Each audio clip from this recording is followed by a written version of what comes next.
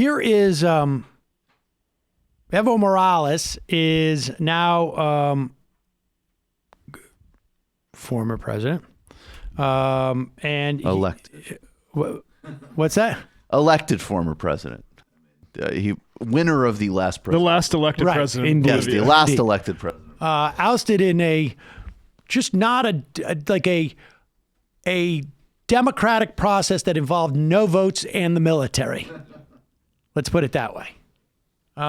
Sat down with Glenn Greenwald about and discussed, among other things, the United States history in interfering in Latin America. The U.S. has been interfering in Latin America for decades, if not longer, overthrowing governments it doesn't like. During your time as president, you served with 3 different U.S. presidents, President Bush, President Obama, and President Trump. Are there, in your view, significant differences between them in terms of their foreign policy generally and their approach toward Latin America specifically? Dudo que hayan diferencias. Tal vez en forma, pero en temas de fondo no hay ninguna diferencia. Escuché las distintas intervenciones de los presidentes de Estados Unidos. Todos proclamaban paz, pero nunca planteaban justicia social. Hablan paz, nunca hablaron de soberanía y de independencia de Estados. Hablan de paz, nunca piensan garantizar la dignidad y la identidad de los pueblos. Entonces, que yo sepa, la democracia de Norteamérica, que finalmente siento que engañan a su pueblo, hacen votar porque no gobiernan el pueblo ni el gobierno, sino gobiernan las transnacionales, sean con demócratas como también con los republicanos. Ese concepto tengo después de hacer seguimiento a las políticas norteamericanas.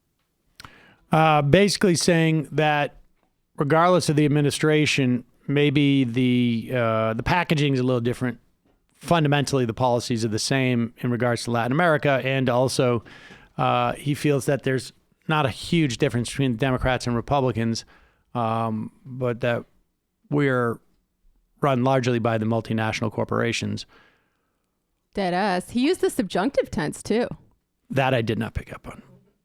I tried for a moment. I was like, I'm going to close my eyes and see how much of this I understand, because I did understand some of it, but then I was like, I can't do that because I will not understand enough of it. Did Glenn ask if Evo endorses Bernie?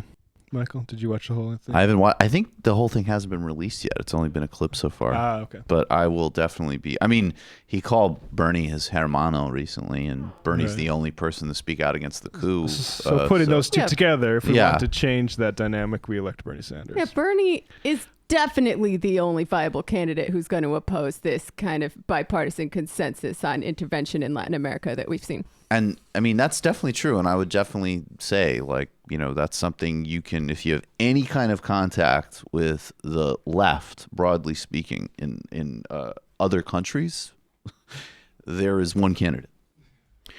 I